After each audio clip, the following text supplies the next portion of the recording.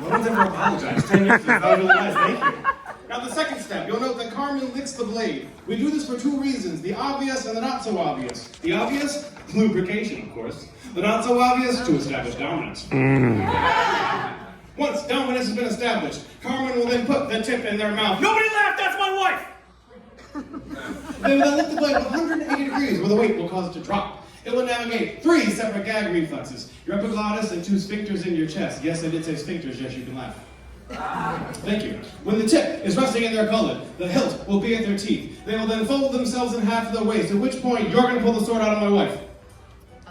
Oh, shit.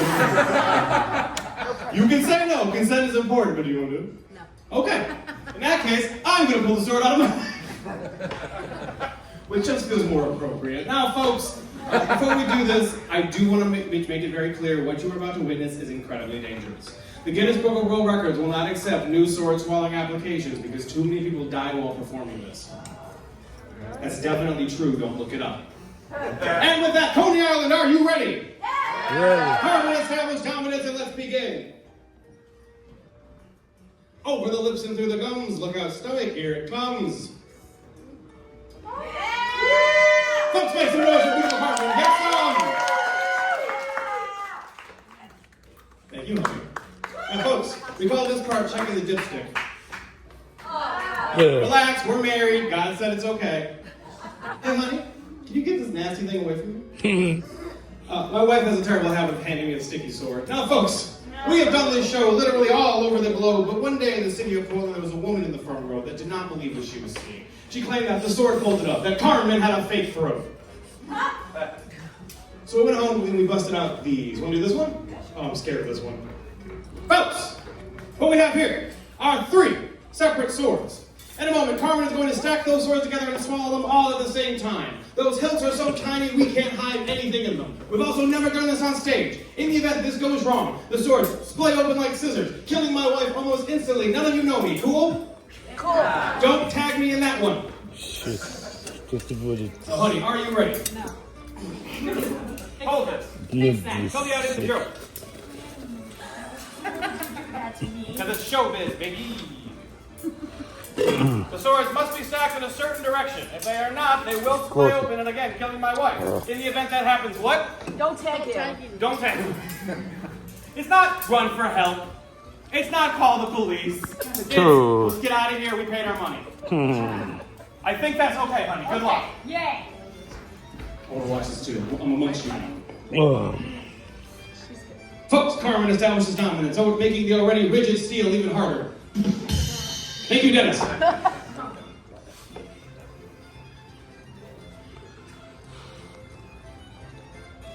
3 blades down the gullet, folks. Make some noise. And now carefully take those swords out. Just take them out, babe. I don't want to be the one to announce it to call your dad and tell him something bad happened. Folks, the beautiful Carmen, get some. Hey, you guys no question now? Gooey. Yes, agreed. Now, folks, would you believe, even after that single-bladed swallow, even after the 3 stack, that woman in the front row, she still didn't tip? So we went home and we invented something. This. Now, what we have here is another 20-inch blade, specially prepared for the occasion with a few minor differences. You will note the LED strip traveling down the blade encased in epoxy resin. When Carmen swallows this sword, you can follow the light trail down their esophagus, shining out to the audience, leaving no doubt exactly where sword swallowing ends up. Now, the dangers here are the same as the others with 2 more. The first is going to be electricity. There's about 12 volts. Hang on. Is anybody here an electrical engineer? There's 50 million volts traveling down this blade. In the event that's insulated incorrectly, the current will touch my wife's heart, killing them almost instantly. In the event that happens, what? Don't tag you. Don't tag you, don't be fine. You do good. For the record, I got it, old Brooklyn. Now, folks, the second danger is going to be heat. In the event that Carmen leaves the sword on and in too long, it will begin to heat up, cooking them from the inside. Now, you guys sure you want to see this? Yeah. We signed a contract, so we have to do it. But you sure you want to see this? Yeah. Get your phones ready. Carmen, drop it like it's hot. Mm.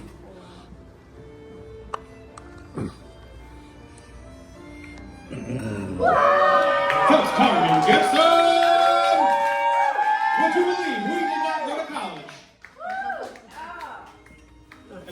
front row, a little bit always comes off. That's my wife! Yeah! You know, people always assume the marriage part. You know, are they too pretty for me? Is that it? Don't answer that. Folks! Thanks, man. Now, folks, I want to bring our next performer to the stage as we clean off these blades and move them away. Is everyone having fun so far?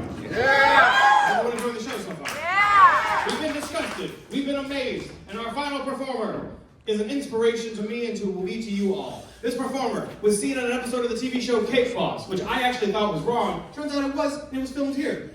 Yeah. It was great. It was also featured on the TV show Oddities. They are no stranger to this stage and this stage alone. They performed here for years before they left and went back to home in Austin, Texas, where they became a part of my life. Please, make some noise for the Coney Island legend themselves, the Black Scorpion.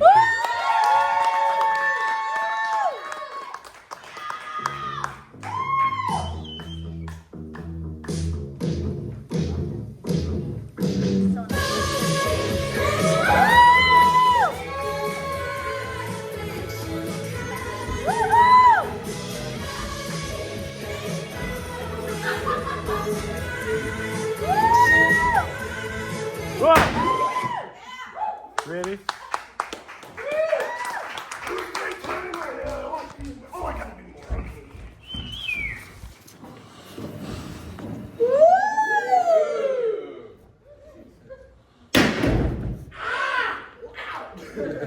This plus equals this.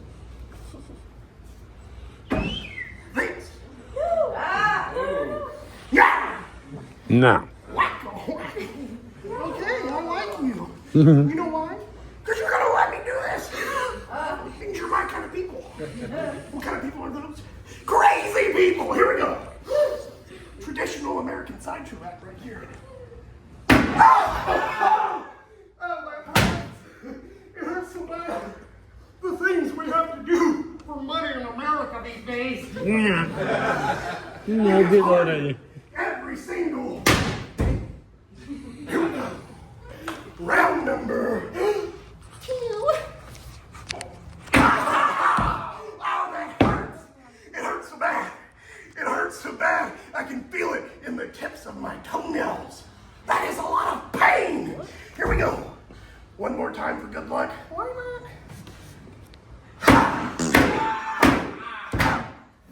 Oh, that hurts. It hurts so bad. It hurts so bad, I can now taste the color blue.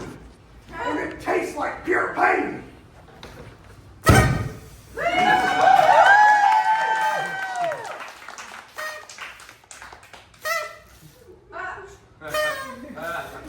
Ladies, gentlemen, and everyone in between, I am the Black Scorpion. From Austin, Texas. I was born with what's known as ectrodactyly. If you've never heard of it, that is quite okay. Because some doctors, some American doctors have never even heard of it. In fact, sometimes I even have to spell it for them. Ectrodactyly. Ectrodactyly. A big head. Ectrodactyly. It's the same thing that Grogu has. Still just 2 Star Wars fans in all of New York. It's also known as lobster claw syndrome. But some folks, some folks tend to find those terms to be a little negative. So to make them feel better about the awesomeness with which I was born with, I've renamed them to Super Happy Fun Hands, everyone! Yeah, having the hands that I have, I usually get asked 5 Let's make that 3. 3 questions. Little old ladies will come up to me and go, excuse me. Excuse me, Sonny. Not to be rude, but what happened to your little crippled hands? Oh, geez, Grandma. Merry Christmas Eve to you as well. I bet you're just baby Jesus' favorite, aren't you? Blenders. Kids, do not play with blenders. Now, that didn't happen to me because I was born this way, but my probation officer makes me give that public announcement so that I can be here with you today. It's not legal in Austin, only for Joe Rogan. Special note from Abbott. Question 2, and it's usually asked by the little ones. Mr. Black Scorpion!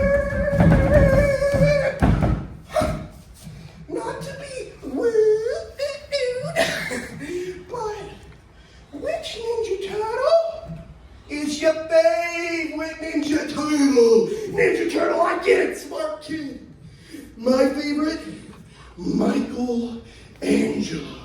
Because he parties hard, and sometimes, like me, parties just a little bit too hard. Wakes up with a silly rash all over his body. And it itches so bad. Turtle power! Now, the third question. The third question is the awkward question. It's awkward because it's usually asked by dudes at parties. Oh, I'm gonna ask them.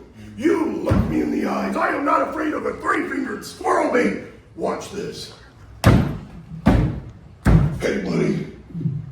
Not to be rude, but me and the boys, we were back there drinking, and well, we were wondering, how do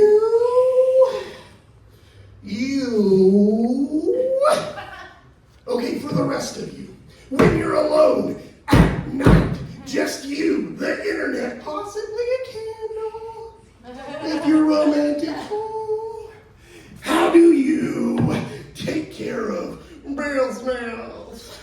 Now, guys really do ask me this all the time, and this is what I tell them. With both hands, because everything is bigger in Texas. And now down to the glass tax. Lifting is very, very difficult for someone with lobster claws carrying. Oh, it's harder still. So I do consider this to also be my strongman act. That's a sideshow joke. Boop. I did boop. Anybody have a cat? Sideshow cat, I said boop. Now, friends, this is the part of the act where I like to give a warning. This is going to be a visual warning. That means you're gonna have to use your peepers. Peepers are your eyeballs. Button it up, buddy. You're letting the moo count out. I'm just playing. But a lot of people did just look at your crotch. Now, if you perverts will revert your eyes back upon the stage and peer upon this teal canvas. Ooh. Who's inside, man? You can see What is that? what they call in my profession dry blood. This is my warning The scissors. to you What is that? that you should not, I repeat, do not try this next act at home. Because if anyone in this room is going to attempt this next act, I want you to attempt it at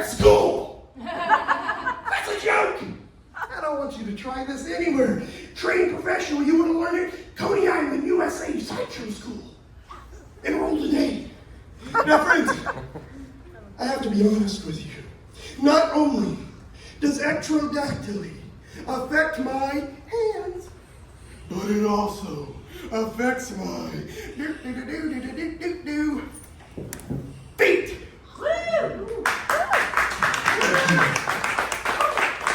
So I'm going to perform for you an act Ivory Title 2, Super Happy Fun Feet. That's what you call bringing a joke. Full circle. Go! This is the part of the act where it gets a little dicey. Andrew Dicey. I'm just playing, he's not here. Name this. He's just an actor now. No rude. Friends, advice. If you ever have to sign a contract, make sure to read that contract before you sign it. I had no idea I'd have to be standing on top of razor sharp glass today. I'm kind of freaking out. Somebody got it. Yes. Okay. Friends, enough stalling. 6 fingers. Right here. 6 fingers. 6 toes wearing a tutu. From Austin, Texas, keeping it weird. What am I going to do? I am going to do this.